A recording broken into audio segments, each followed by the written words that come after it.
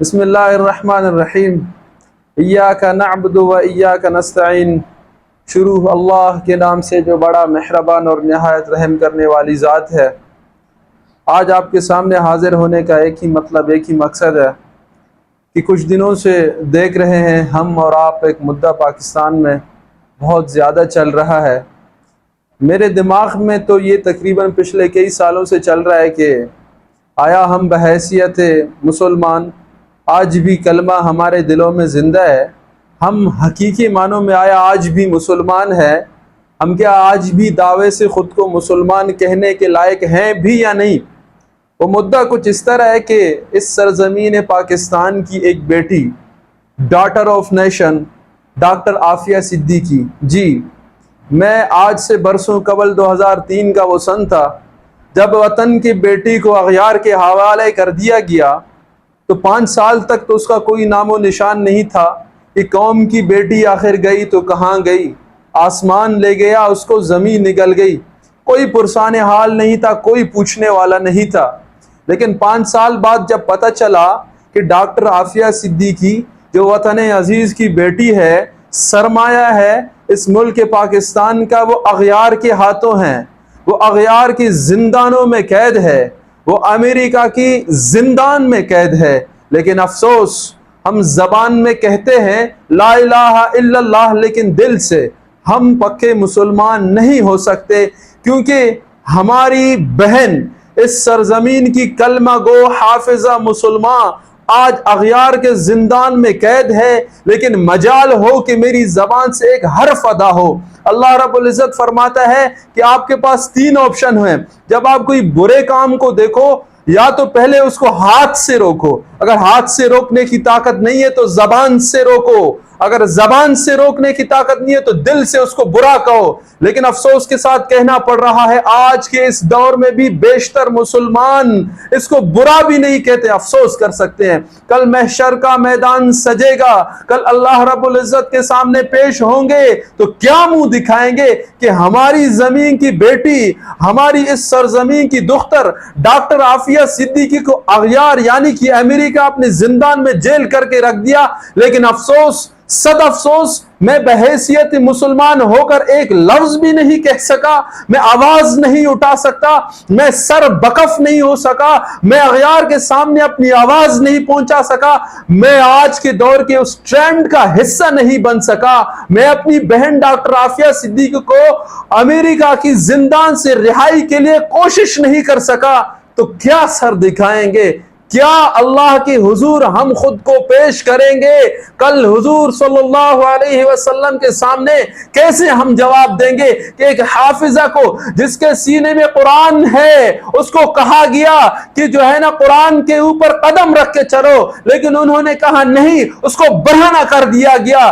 میرے بلکہ پورے عالم انسانیت کے سینے میں خنجر گھونپا گیا، وہ محض ڈاکٹر عافیہ صدیقی کو برہنہ نہیں کیا گیا، بلکہ سرزمین کے تمام انسانوں کے جو ہے نا سینوں میں خنجر گھونپ کے جو ہے نا سب کو برہنہ کر دیا۔ OIC میں کتنے ممالک ہیں مسلمان؟ 56 ممالک ہے OIC میں، لیکن مجال ہو کسی نے آواز اٹھائی ہو؟ مسلمان بلکہ حافظہ ایک عورت جو اغیار کے زندان میں 20 سال سے زائد عرصہ ہوا ہے، قید ہے، لیکن OIC بھی آواز نہیں اٹھا رہی۔ ہمارے حکمران خواب خرگوش میں سوئے ہوئے ہیں۔ حضرت عمر رضی اللہ تعالیٰ عنہ کا وہ وقت یاد کرو، صدیق اکبر رضی اللہ تعالیٰ عنہ کا وہ وقت یاد کرو، عثمان غنی رضی اللہ تعالیٰ عنہ کا وہ وقت یاد کرو، حضرت علی کرم اللہ وجہہ کا وہ وقت یاد کرو۔ کیا انصاف کا بول بالا تھا؟ انسان تو انسان، جانور کے ساتھ بھی اگر کوئی ظلم کرے تو اس کو سزا دی جاتی۔ ان کے دور میں کوئی نا انصافی نہیں، کوئی ظلم نہیں۔ اگر کوئی غیر مسلم کے ساتھ بھی نا انصافی ہوتا تو وہ حق کے ساتھ دیتے۔ لیکن افسوس افسوس، افسوس ہم اسی اسلام کے پیروکار ہیں. OIC میں بیٹھے تمام مسلم امہ کے حکمران ہیں لیکن تمام کے تمام خواب خرگوش میں سوئے ہوئے ہیں. کسی کو فرق نہیں پڑتا، کٹ فرق نہیں پڑ رہا کہ مسلمان ہماری بیٹی حافظہ ڈاکٹر عافیہ صدیقی آج زندان میں ہے، آج اغیار کے زندان میں ہے، آج امریکہ کے زندان میں ہے، آج کافر کے زندان میں ہے. میرا دل روتا ہے، یہ سینہ روتا ہے کہ میری مسلمان بہن آج غیروں کے زندان میں در بدر ٹھوکر کھا رہی ہے. ڈاکٹر فوزیہ صدیقی کہہ رہی تھی کہ جب میں ڈاکٹر عافیہ صدیقی سے ملی تو بار بار ایک لفظ کہہ رہی تھی کہ مجھے اس جہنم سے نکالو، مجھے اس جہنم سے نکالو. کیا مسلمان مر گئے ہیں؟ اللہ اکبر. کیا آواز ہوگی، وہ کیا بات ہوگی، اس بات کے پیچھے کتنا بڑا سوال ہوگا.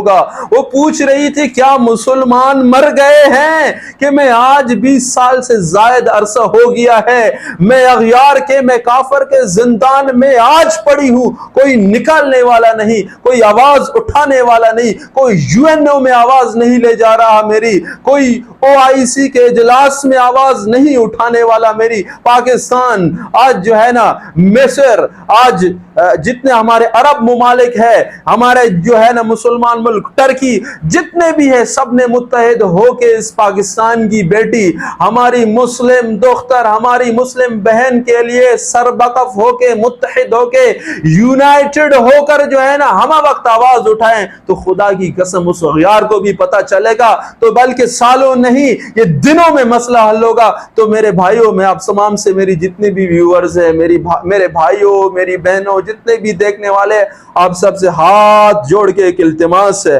کہ اس ٹرینڈ کا حصہ بنے، اس دنیا کو اٹھانے میں ہمارا ساتھ دے. سب کے سب اس آواز کو اٹھائیں کہ ڈاکٹر عافیہ صدیقی کو رہا کر دیا جائے، ڈاکٹر عافیہ صدیقی کو اب اور زندان میں نہیں رکھا جائے.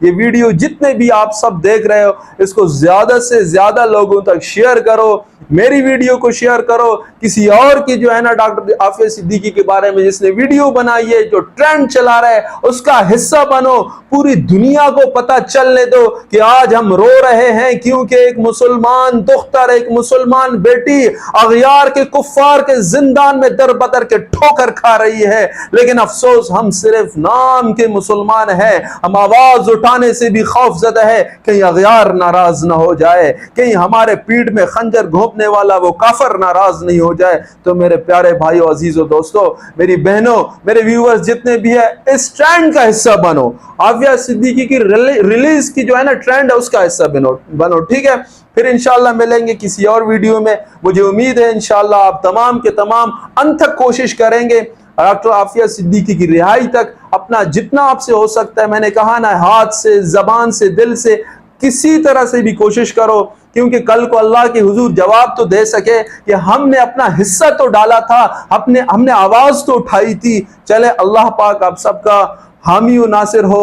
ملیں گے کسی اور دن انشاءاللہ، کسی اور ویڈیو میں، کسی اور مسئلے میں. امید ہے انشاءاللہ آپ تمام کے تمام اس مسئلے کو اجاگر کریں گے. آپ سب کے سب اپنا خیال رکھیے.